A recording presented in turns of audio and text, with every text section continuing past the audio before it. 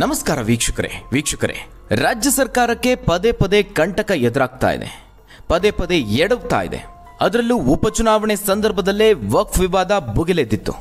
ನಾನಾ ವಿವಾದಗಳು ರಾಜ್ಯ ಸರ್ಕಾರಕ್ಕೆ ಕಂಟಕವಾಗ್ತಾ ಇದೆ. ಸರಿಯಾದ ದಿಕ್ಕಿನಲ್ಲಿ ಸಾಗ್ತಿದೆ ಅನ್ನುವಾಗಲೇ ಏನಾದರೂ ಒಂದು ಸಮಸ್ಯೆ ಎದುರಾಗ್ತಾ ಇದೆ.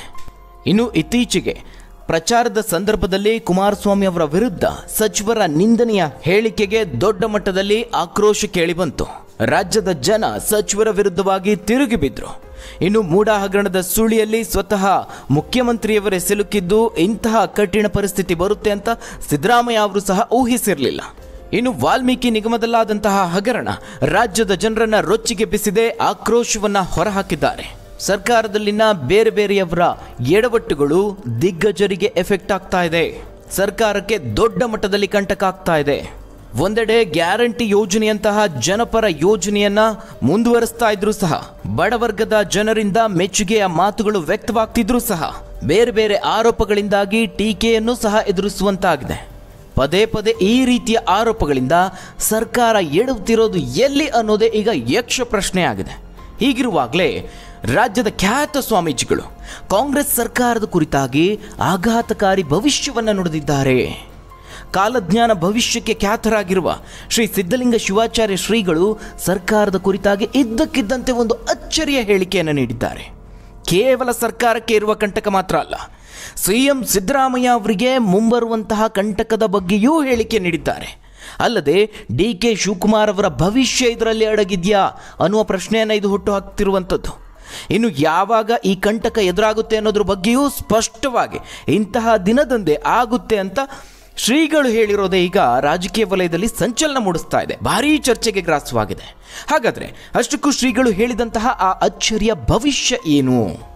ಸರ್ಕಾರಕ್ಕೆ ಕಂಟಕ ಇರೋದು ಯಾವಾಗ? ಏನು ಹೇಳಿದ್ರು ಸಿದ್ಧಲಿಂಗ ಶ್ರೀಗಳು? ರಾಜ್ಯ ಸರ್ಕಾರದ ಬಗೆಗಿನ ಆ ಒಂದು ಶಾಕಿಂಗ್ ಭವಿಷ್ಯವಾಣಿ ಏನು? ಆ ಎಲ್ಲದರ ಬಗ್ಗೆ ಮಾಹಿತಿಯನ್ನು ನೋಡೋಣ.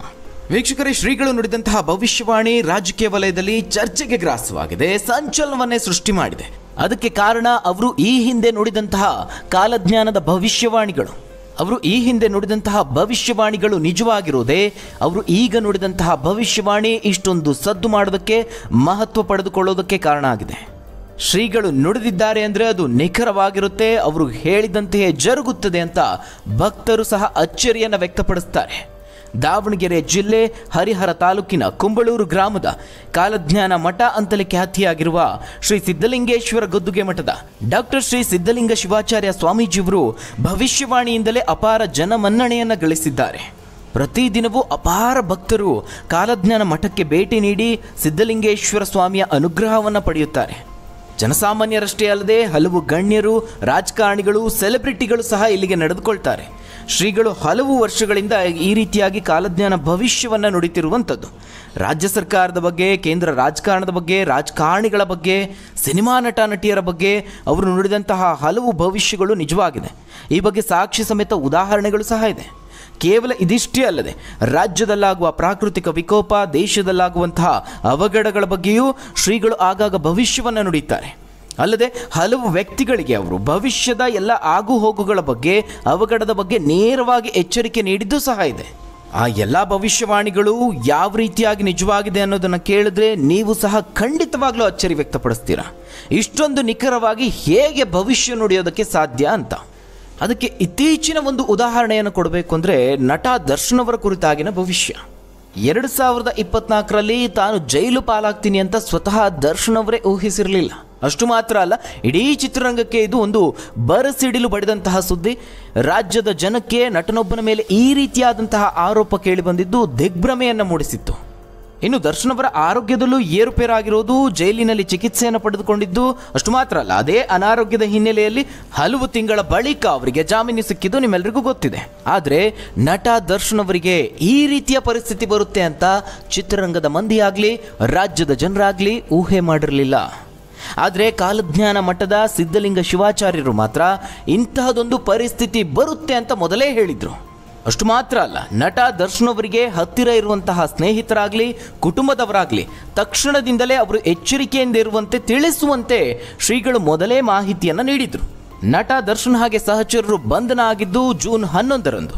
ಆದರೆ ಶ್ರೀಗಳು ಏಪ್ರಿಲ್ ತಿಂಗಳ ಆರಂಭದಲ್ಲೇ ಈ ರೀತಿಯಾದಂತಹ ಒಂದು ಭವಿಷ್ಯವನ್ನ ನುಡಿದಿದ್ರು.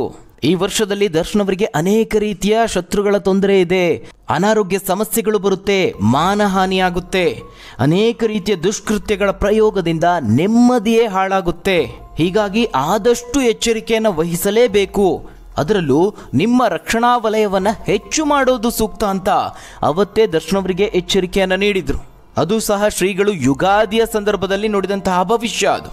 ಇನ್ನು ಭಾರತದ ಖ್ಯಾತ ನಟ ರಜನಿಕಾಂತ್ ಅವರ ಆರೋಗ್ಯದಲ್ಲಾಗುವ ಏರುಪೇರಿನ ಬಗ್ಗೆಯೂ ಶ್ರೀಗಳು ಮೊದಲೇ ಎಚ್ಚರಿಕೆಯನ್ನು ನೀಡಿದ್ರು. ಜನಪ್ರಿಯ ನಾಯಕ ನಟರಾದ ರಜನಿಕಾಂತ್ ಅವರೇ ನಿಮ್ಮ ಆಧ್ಯಾತ್ಮಿಕ ಒಲವನ್ನು ಇನ್ನೂ ಹೆಚ್ಚಿಸಿಕೊಂಡು ನಿಮ್ಮ ಆರೋಗ್ಯದ ಕಡೆಗೆ ಗಮನ ಹರಿಸಿದರೆ ಮುಂಬರುವ ಅಪಾಯಗಳಿಂದ ಪಾರಾಗಬಹುದು ಅಂತ ಶ್ರೀಗಳು ಎಚ್ಚರಿಕೆಯನ್ನು ನೀಡಿದರು. ಇನ್ನು ರಾಜಕೀಯ ಕುರಿತಾಗಿ ಹೆಚ್ಚಿನ ಭವಿಷ್ಯ ನುಡಿಯುವಂತಹ ಅವರು ಖರ್ಗೆ ಅವರು ರಾಷ್ಟ್ರೀಯ ಕಾಂಗ್ರೆಸ್ನ ಅಧ್ಯಕ್ಷರಾಗುವ ಬಗ್ಗೆಯೂ ಅವರು ಮೊದಲೇ ಮುನ್ಸೂಚನೆಯನ್ನು ನೀಡಿದರು. ಖರ್ಗೆ ಅವರಿಗೆ ಸದ್ಯದ ದಶಾಭುಕ್ತಿಯಲ್ಲಿ ಅತ್ಯಂತ ಅನುಕೂಲಕರ ಸ್ಥಿತಿಗತಿಗಳು ನಡೆಯುತ್ತಿರೋದ್ರಿಂದ ಖರ್ಗೆ ಅವರಿಗೆ ಅಧಿಕಾರ ಪ್ರಾಪ್ತಿಯಾಗಲಿದೆ. ದೀನದಲಿತರಿಗೆ, ಬಡವರಿಗೆ, ನಿರುದ್ಯೋಗಿಗಳನ್ನು ಗುರುತಿಸಿ ಅವರಿಗೆ ಸಹಾಯ ಮಾಡಿ ಅಂತ ಶ್ರೀಗಳು ಸಲಹೆಯನ್ನು ಸಹ ನೀಡಿದ್ರು. ಖರ್ಗೆ ಅವರ ಬಗ್ಗೆ ನುಡಿದಿದ್ದ ಈ ಒಂದು ಭವಿಷ್ಯವಾಣಿ ಶಶಿ ತರೂರ್, KN ತ್ರಿಪಾಠಿಯಂತಹ ಕಾಂಗ್ರೆಸ್ನ ಹಲವರು ಸ್ಪರ್ಧಿಸಿದ್ರು ಸಹ ಸಿದ್ಧಲಿಂಗ ಶ್ರೀಗಳ ಭವಿಷ್ಯವಾಣಿಯೇ ನಿಜವಾಯಿತು. ಇನ್ನು ಟಾಟಾ ಗುಂಪಿನ ಪ್ರಮುಖರೊಬ್ಬರಿಗೆ ತೊಂದರೆ ಇದೆ ಅಂತ ಶ್ರೀಗಳು ಮೊದಲೇ ಎಚ್ಚರಿಕೆಯನ್ನು ನೀಡಿದ್ರು. ಅದರಂತೆ ಮುಂದಿನ ದಿನಗಳಲ್ಲಿ ಟಾಟಾ ಸಮೂಹದ ಮಾಜಿ ಅಧ್ಯಕ್ಷರು ಸೈರಸ್ ಮಿಸ್ತ್ರಿ ಅವರು ಚಲಿಸುತ್ತಿದ್ದ ಕಾರು ಮುಂಬೈ ಸಮೀಪ ಪಾಲ್ಘರ್ನಲ್ಲಿ ಅಪಘಾತ ಸಂಭವಿಸಿ ಸಾವಿಗೀಡಾಗಿದ್ರು. ಇನ್ನು ದೆಹಲಿಯ ಮಾಜಿ ಮುಖ್ಯಮಂತ್ರಿ ಅರವಿಂದ್ ಕೇಜ್ರಿವಾಲ್ ಅವರು ಲಿಕ್ಕರ್ ಹಗರಣದಲ್ಲಿ ಬಂಧನವಾಗಿದ್ದು ನಿಮ್ಮೆಲ್ಲರಿಗೂ ಗೊತ್ತಿದೆ. ಆದರೆ ಅವರಿಗೆ ತೊಂದರೆ ಎದುರಾಗುವ ಬಗ್ಗೆ ಶ್ರೀಗಳು ಮೊದಲೇ ಎಚ್ಚರಿಕೆಯನ್ನು ನೀಡಿದ್ರು.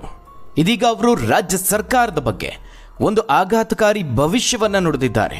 ಬರುವ 2025ನೇ ಇಸವಿ ಮಾರ್ಚ್ 10ರಿಂದ 2025ನೇ ಇಸವಿಯ ಆಗಸ್ಟ್ 28ರವರೆಗೆ ಪ್ರಸ್ತುತ ಕರ್ನಾಟಕ ಸರ್ಕಾರಕ್ಕೆ ಕಾಲಜ್ಞಾನದ ಪ್ರಕಾರ ಅನೇಕ ರೀತಿಯಿಂದ ಕಂಟಕದ ಸೂಚನೆಗಳು ಕಾಣಿಸ್ತಾ ಇದೆ. ಸರ್ಕಾರಕ್ಕೆ ಈ ಒಂದು ಅವಧಿಯಲ್ಲಿ ಹಲವು ಸಮಸ್ಯೆಗಳು ಎದುರಾಗಬಹುದು, ಈ ಒಂದು ಅವಧಿಯಲ್ಲಿ ಇನ್ನಷ್ಟು ಎಡವಟ್ಟುಗಳಿಗೆ ಕಾರಣ ಆಗಬಹುದು ಅಂತ ಬಹಳ ಅಚ್ಚರಿಯ ಭವಿಷ್ಯವನ್ನು ನುಡಿದಿರುವಂಥದ್ದು. ಅಷ್ಟು ಮಾತ್ರ ಅಲ್ಲ, ಸಿದ್ಧಲಿಂಗ ಶ್ರೀಗಳು ಇದಕ್ಕೆ ಪರಿಹಾರವನ್ನು ಸಹ ಸೂಚಿಸಿದ್ದಾರೆ.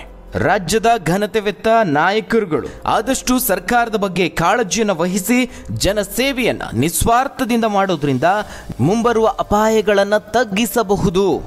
ಜನಸೇವೆಯೇ ಜನಾರ್ದನನ ಸೇವೆ ಎಂಬ ನಾಣ್ಣುಡಿಯನ್ನ ಮರಿಬಾರದು. ಜನರ ಅನುಗ್ರಹವನ್ನ ಪಡೆದುಕೊಳ್ಳಬೇಕು, ನಿಸ್ವಾರ್ಥದಿಂದ ಸೇವೆಯನ್ನ ಮಾಡಿ ಜನರ ಮನಸ್ಸನ್ನ ಗೆಲ್ಲಬೇಕು. ಆ ಮೂಲಕ ಅವರ ಅನುಗ್ರಹವನ್ನ ತೆಗೆದುಕೊಳ್ಳೋದ್ರಿಂದ ಮುಂಬರುವಂತಹ ಅಪಾಯಗಳಿಂದ, ಕಂಟಕಗಳಿಂದ ನೀವು ಪಾರಾಗಬಹುದು ಅನ್ನುವ ಸಲಹೆಯನ್ನು ನೀಡಿದ್ದಾರೆ. ಇದು ಮಾತ್ರ ಅಲ್ಲ, ಗುರೂಜಿಯವರು ಬಹುಮುಖ್ಯವಾಗಿ ಮುಖ್ಯಮಂತ್ರಿ ಬದಲಾವಣೆಯ ಸುಳಿವನ್ನು ನೀಡಿದ್ದಾರೆ. ಕಳೆದ ಬಹಳಷ್ಟು ದಿನಗಳಿಂದ ಈ ಬಗ್ಗೆ ಚರ್ಚೆ ಆಗ್ತಾ ಇದೆ, ಭಾರೀ ಪೈಪೋಟಿ ಇದೆ. ಇತ್ತೀಚೆಗೆ ಮೂಡ ಹಗರಣ ಬೆಳಕಿಗೆ ಬಂದ ಸಂದರ್ಭದಲ್ಲೂ ಹಲವು ನಾಯಕರು ಬೇರೆ ಬೇರೆ ರೀತಿಯ ಹೇಳಿಕೆಗಳನ್ನು ನೀಡಿದ್ದನ್ನು ನೀವು ಗಮನಿಸಿರಬಹುದು. ಆ ಸಂದರ್ಭದಲ್ಲಿ ಕಾಂಗ್ರೆಸ್ ನಾಯಕರಲ್ಲೇ ಭಾರೀ ಪೈಪೋಟಿ ಎದುರಾಯಿತು. ಸಿಎಂ ರಾಜೀನಾಮೆ ಕೊಟ್ಟೇ ಬಿಟ್ರು ಅನ್ನುವಷ್ಟರ ಮಟ್ಟಿಗೆ ರಾಜ್ಯ ನಾಯಕರು ಹೈಕಮಾಂಡ್ ವರಿಷ್ಠರನ್ನ ಭೇಟಿ ಮಾಡಿದ್ದು, ದೆಹಲಿಗೆ ದೌಡಾಯಿಸಿದ್ದು ಇವೆಲ್ಲವನ್ನ ನೀವು ಗಮನಿಸಿರಬಹುದು. ಈ ರೀತಿಯಾಗಿ ಮುಖ್ಯಮಂತ್ರಿ ಬದಲಾವಣೆಯ ಬಗ್ಗೆ ಹಲವು ರೀತಿಯಲ್ಲಿ ಚರ್ಚೆಗಳು ನಡೀತಾ ಇದೆ. ಹೀಗಿರುವಾಗಲೇ ಸಿದ್ಧಲಿಂಗ ಶ್ರೀಗಳು ಕಾಲಜ್ಞಾನದಲ್ಲಿ ಈ ಒಂದು ಮುಖ್ಯಮಂತ್ರಿ ಬದಲಾವಣೆಯ ಅಂಶವೂ ಸಹ ಗೋಚರಿಸ್ತಾ ಇದೆ ಅನ್ನೋ ಮಾತನ್ನು ಹೇಳಿರುವಂಥದ್ದು. ಇದು ಈಗ ಭಾರೀ ಚರ್ಚೆಗೆ ಗ್ರಾಸವಾಗಿದೆ. ಮುಖ್ಯಮಂತ್ರಿ ಬದಲಾವಣೆ ಆಗಬಹುದು ಅನ್ನುವಂತೆ ಶ್ರೀಗಳು ಭವಿಷ್ಯವನ್ನು ನುಡಿದಿದ್ದಾರೆ. ಅಲ್ಲದೆ ಸರ್ಕಾರ ಎಚ್ಚರಿಕೆಯನ್ನು ವಹಿಸಬೇಕು, ದೇವರ ಅನುಗ್ರಹವನ್ನು ಪಡೆದುಕೊಂಡು ಸರ್ಕಾರವನ್ನು ಮುನ್ನಡೆಸಬೇಕು ಅಂತ ಸಲಹೆಯನ್ನು ನೀಡಿದ್ದಾರೆ. ಹೀಗಾಗಿ ಇಲ್ಲಿ ಪ್ರಮುಖವಾಗಿ ಸಿದ್ದರಾಮಯ್ಯ ಅವರಿಗೆ ಏನಾದರೂ ಕಂಟಕ ಎದುರಾಗುತ್ತಾ? ಮುಖ್ಯಮಂತ್ರಿ ಬದಲಾವಣೆಯ ವಿಚಾರವನ್ನು ಶ್ರೀಗಳು ಹೇಳಿರೋದ್ರಿಂದ ರಾಜಕೀಯವಾಗಿಯೂ ಆ ಬಗ್ಗೆ ಸಾಕಷ್ಟು ಸಂದರ್ಭದಲ್ಲಿ ಚರ್ಚೆ ಆಗಿರೋದ್ರಿಂದ ರಾಜಕೀಯ ವಲಯದಲ್ಲಿ ಸಂಚಲನ ಮೂಡಿಸ್ತಾ ಇದೆ. ಇನ್ನು ಶ್ರೀಗಳು ಹೇಳಿರುವಂತಹ ಆ ಒಂದು 5 ತಿಂಗಳ ಅವಧಿಯಲ್ಲಿ ಸರ್ಕಾರಕ್ಕೆ ಬಹಳ ದೊಡ್ಡ ಕಂಟಕ ಇದೆ ಅನ್ನುವಂಥದ್ದೇನು ಹೇಳಿದ್ದಾರೆ. ಆ ಒಂದು ಭವಿಷ್ಯ ನಿಜವಾಗಿದ್ದೇ ಆದಲ್ಲಿ ಹಲವು ಬದಲಾವಣೆಗಳನ್ನು ನಾವು ನಿರೀಕ್ಷೆ ಮಾಡಬಹುದು. ಅಲ್ಲಿ ಸಿದ್ದರಾಮಯ್ಯ ಅವರು ಕುರ್ಚಿಯಿಂದ ಕೆಳಗಿಳಿದಿದ್ದೇ ಆದಲ್ಲಿ ಆಗ ಕಾಂಗ್ರೆಸ್ ನಾಯಕರಲ್ಲೇ ಪೈಪೋಟಿ ಏರ್ಪಡುತ್ತೆ. ಅದರಲ್ಲಿ ಮುಂಚೂಣಿಯಲ್ಲಿ ಕಾಣಿಸ್ತಾ ಇರೋದು ಅಂತ ಹೇಳಿದ್ರೆ ಬೇರಾರು ಅಲ್ಲ, ಅದು DK ಶಿವಕುಮಾರ್ ಅವರು. ಹೀಗಾಗಿ ಈ ಒಂದು ಭವಿಷ್ಯದಲ್ಲಿ DK ಶಿವಕುಮಾರ್ ಅವರ ಭವಿಷ್ಯವೂ ಅಡಗಿದೆ ಅನ್ನೋದನ್ನ ನಾವು ಹೇಳ್ಬೋದಿಲ್ಲಿ. ಈಗಾಗಲೇ ನೀವು ಗಮನಿಸಿರಬಹುದು, CM ರೇಸ್ನಲ್ಲಿ DK ಶಿವಕುಮಾರ್ ಅವರು ಮುಂಚೂಣಿಯಲ್ಲಿರೋದ್ರ ಜೊತೆಗೆ ಪರಮೇಶ್ವರ್ ಅವರು ಇದ್ದಾರೆ. ಮಲ್ಲಿಕಾರ್ಜುನ ಖರ್ಗೆ ಅವರು ಸಹ ರಾಜ್ಯ ರಾಜಕಾರಣಕ್ಕೆ ಬರಬೇಕು ಅನ್ನುವಂತೆ ಹಲವರು ಒತ್ತಾಯಿಸಿದ್ದಾರೆ. ಅವರ ಹೆಸರು ಕೂಡ ಕೇಳಿ ಬಂದಿದೆ. ಇನ್ನು ಸತೀಶ್ ಜಾರಕಿಹೊಳಿ ಅವರ ಹೆಸರು ಪ್ರಮುಖವಾಗಿ ಕೇಳಿ ಬಂದಿರುವಂಥದ್ದು. ಹೀಗಾಗಿ ಇವರೆಲ್ಲರ ಭವಿಷ್ಯವನ್ನ ಸ್ವಾಮೀಜಿ ನುಡಿದ್ರ ಇದು ರಾಜಕೀಯ ವಲಯದಲ್ಲಿ ಚರ್ಚೆಯನ್ನು ಹುಟ್ಟುಹಾಕಿದೆ.